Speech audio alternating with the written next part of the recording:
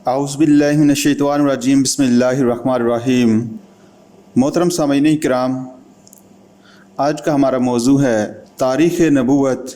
وَلَقَدْ أَرْسَلْنَا رَسُولًا مِّن قَبْلِكَ مِنْهُمْ مَنْ قَصَصْنَا عَلَيْكَ وَمِنْهُمْ مَنْ لَمْ نَقْصُصْ عَلَيْكَ۔ از روح قرآن مجید صفحہ عرضی پر قافلہ انسانیت اور قافلہ نبوت و رسالت نے ایک ساتھ سفر کا آغاز کیا، یعنی پہلے انسان حضرت آدم علیہ السلام اللہ کے پہلے نبی بھی تھے، اور آدم ثانی یعنی حضرت نوح علیہ السلام پہلے رسول تھے۔ اس کے بعد قافلہ آدمیت اور قافلہ نبوت و رسالت ساتھ ساتھ سفر جاری رکھتے رہے۔ ایک طرف مادی ارتقاء کا عمل جاری رہا، وسائل و ذرائع میں ترقی ہوتی چلی گئی، انسان کے مادی علوم کا دائرہ وسیع سے وسیع تر ہوتا چلا گیا، ہدایت خداوندی بھی ارتقائی مراحل طے کرتی چلی گئی تاکہ نبوت اپنے نقطۂ عروج کو پہنچ گئی۔ حضرت ابراہیم علیہ السلام کی ذات مبارکہ میں اور بلاخر ختم ہو گئی اور اختتام کو پہنچ گئی۔ محمد رسول اللہ صلی اللہ علیہ وآلہ وسلم کی شخصیت مقدس میں اور رسالت اپنے نقطۂ عروج کو پہنچی، اور حضور صلی اللہ علیہ وآلہ وسلم کی ذات مبارک میں، اور پھر آپ صلی اللہ علیہ وآلہ وسلم ہی کی شخصیت میں وہ قیامت تک کے لیے قائم و دائم ہو گئی۔ سامعین، ہم یقین کے ساتھ یہ نہیں جان سکتے کہ اس دنیا میں کل کتنے رسول آئے، لیکن بطور اصول یہ بات قرآن مجید میں ایک سے زائد مرتبہ واضح کر دی گئی کہ انبیاء و رسول صرف وہی نہیں ہیں کہ جن کا قرآن مجید میں ذکر ہے۔ جو آیت مبارکہ آغاز میں تلاوت کی گئی، یہ سورہ مومن کی آیت ہے، اور یہی مضمون سورہ النساء میں بھی آیا ہے۔ آغاز میں سورہ مومن کی جس آیت مبارکہ کے ابتدائی حصے کی تلاوت کی گئی، اس کا ترجمہ کچھ یوں ہے: اے محمد صلی اللہ علیہ وآلہ وسلم، وہ بھی رسول ہیں جن کے حالات ہم نے آپ کو بتا دیے، اور ایسے بھی بہت سے رسول ہیں کہ جن کے حالات ہم نے آپ کو نہیں بتائے۔ بعض روایات سے یہ اندازہ ہوتا ہے کہ انبیاء کی تعداد 1.25 لاکھ ہے۔ ان میں سے جو رسول بھی تھے ان کی تعداد 313 ہے۔ نبوت اور رسالت میں کیا فرق ہے، اور ان کے مابل امتیاز امور کون کون سے ہیں، ان میں محققین کے نزدیک کسی قدر اختلاف پایا جاتا ہے، لیکن ایک بات پر اجماع ہے کہ نبوت عام ہے اور رسالت خاص ہے، یعنی ہر رسول تو لازماً نبی بھی ہے، لیکن ہر نبی لازماً رسول نہیں ہوتا۔ جو خالص فنی اصطلاحات ہیں اور ان کے جو مباحث ہیں، ان سے ہٹ کر سادہ الفاظ میں سمجھنے کی کوشش کی جائے تو ایسے معلوم ہوتا ہے کہ نبوت ایک ذاتی مرتبہ ہے اور رسالت ایک منصب ہے۔ جیسا کہ کسی رسول کو فائز کیا جاتا ہے، متعین طور پر کسی شہر یا ملک یا قوم کی طرف مبعوث فرما کر، قرآن مجید میں بہت سے انبیاء کا بھی ذکر ہے اور بہت سے رسولوں کا بھی ذکر ہے۔ ان میں سے 6 رسولوں کا ذکر قرآن مجید بار بار کرتا ہے، اس اعتبار سے کہ جن قوموں کی طرف وہ بھیجے گئے انہوں نے ان کی دعوت قبول کرنے سے انکار کیا، اور ان کی پاداش میں ان پر دنیا ہی میں عذاب استحصال یعنی جڑ کاٹ دینے والا عذاب نازل کیا گیا، ان کو نیست و نابود کر دیا گیا۔ فَقُطِعَ دَابِرُ الْقَوْمِ الَّذِينَ ظَلَمُوا، پس جڑ کاٹ دی اس قوم کی جس نے ظلم کیا، یعنی رسول کا انکار کرنے والی قوم کی جڑ کاٹ دی گئی، اس کو نسیاً منسیہ کر دیا گیا،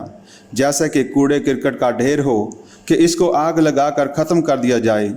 یہ رسول جن کا ذکر بار بار آیا ہے، سورہ الاعراف میں، سورہ ہود میں، پھر سورہ شعراء میں، سورہ مومنون میں،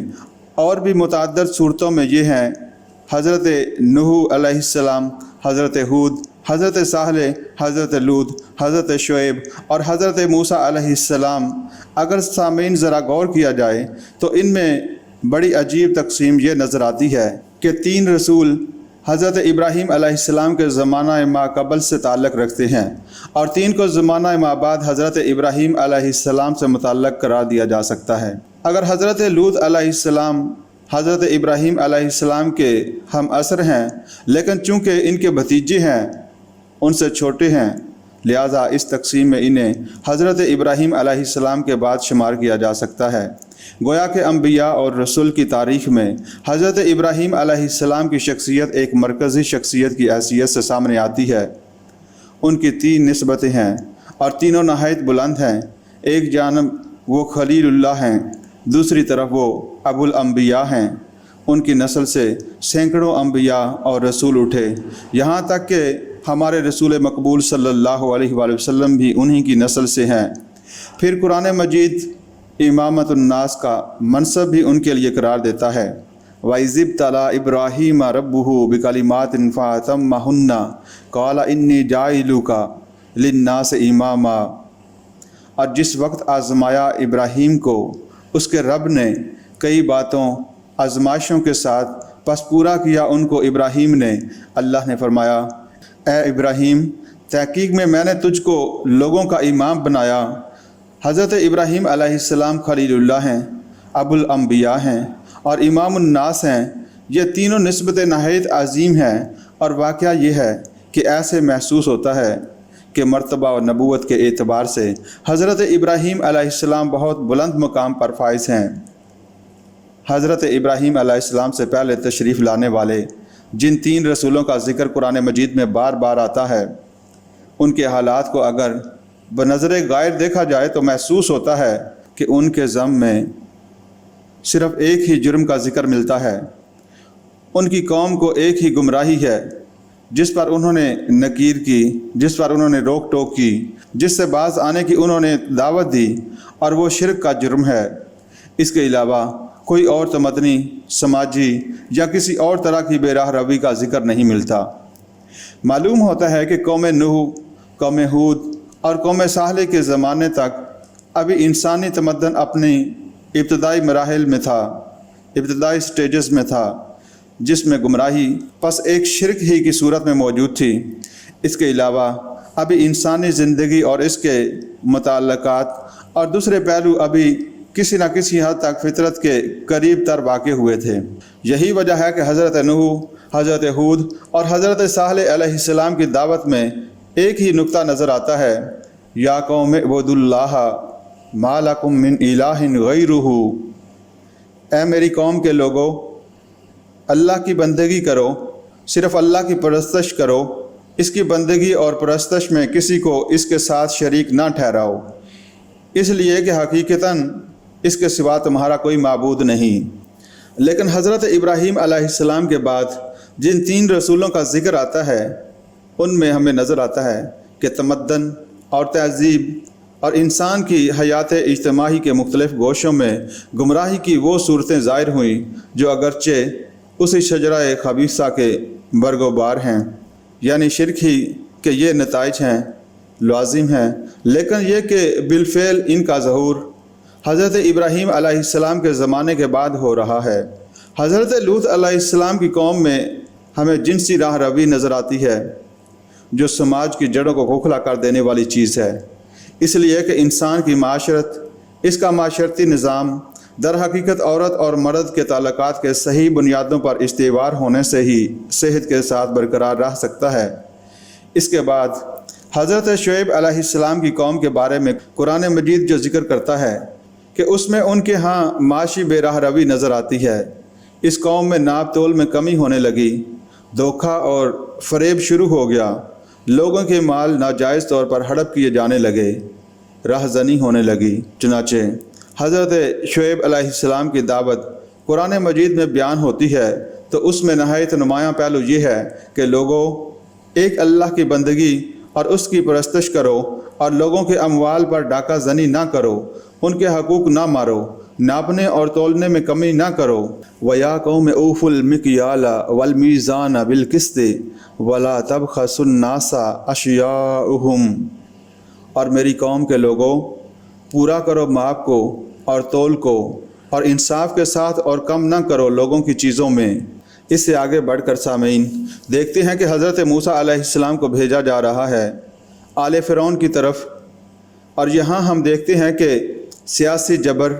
اور استبداد کی ایک بہت نمایاں مثال سامنے آتی ہے۔ ایک قوم دوسری قوم پر اس طرح مسلط ہو گئی ہے کہ اس نے اس کو بالفعل اپنا غلام بنا کر رکھ لیا ہے، ان سے بالجبر کام لیا جا رہا ہے، ان پر اس درجہ ظلم روا رکھا جا رہا ہے اور ان کی اولاد نورینہ ہلاک کر دی جاتی ہے اور ان کی لڑکیوں کو زندہ رکھ لیا جاتا ہے۔ یہاں حضرت موسیٰ علیہ السلام سامنے آتے ہیں اور اس ظلم کے خلاف آواز بلند کرتے ہیں، ان ارسل معنا بنی اسرائیل، اس قوم کو جسے تم نے جبر اور ظلم کے شکنجے میں کسا ہوا ہے اسے ہمارے ساتھ جانے کی اجازت دے دو۔ یہ 3 رسول جو حضرت ابراہیم علیہ السلام کے بعد دنیا میں خاص طور پر دنیا کے اس خطے میں آئے جو عرب کے آس پاس تھا، جس کی تاریخ سے اہل عرب واقف تھے، جن میں نبی اکرم صلی اللہ علیہ وآلہ وسلم کی بعثت ہو رہی ہے۔ ان کے حالات میں گویا کہ انسانی اجتماعیت جس پہلو سے فساد کا شکار ہو سکتی ہے ان کی نشاندہی کر دی گئی۔ اس کے بعد ایک امت کی تاریخ شروع ہوتی ہے۔ حضرت موسیٰ علیہ السلام سے بنی اسرائیل کی حیثیت ایک امت مسلمہ کی ہے جو کتاب الہی کی حامل، شریعت خداوندی کی امیین تھی، جس نے اللہ کے ساتھ ایک عہد و میثاق کیا تھا۔ اس کی تاریخ قرآن مجید بڑی وضاحت کے ساتھ بیان کرتا ہے۔ حضرت موسیٰ علیہ السلام کے بعد بنی اسرائیل میں بے باپے انبیاء آتے رہے ایک مسلح کی حیثیت سے، ان میں ایک تجدیدی کارنامہ سر انجام دیتے رہے۔ جب کبھی ان کے اندر ایمانی جذبات سرد پڑنے شروع ہوئے یا ان کے اعمال و اخلاق کے اندر کجی راہ پانے لگی، اللہ تعالیٰ کی طرف سے نبوت اور رسالت نے پھر انہیں سہارا دیا۔ اس سلسلہ انبیاء بنی اسرائیل کے خاتم ہیں حضرت مسیح علیہ السلام، اس سلسلے کے آخری رسول جو گویا کہ بنی اسرائیل پر اللہ تعالیٰ کی طرف سے آخری حجت بن کر سامنے آئے، اور ان کے بعد 600 برس کا عرصہ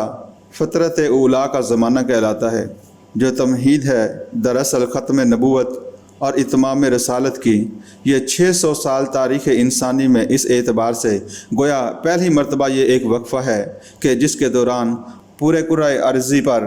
کوئی رسول اور نبی نہیں تھا۔ حضرت عیسیٰ علیہ السلام کے بعد اب نبوت محمدی کا خورشید ہدایت طلوع ہوا،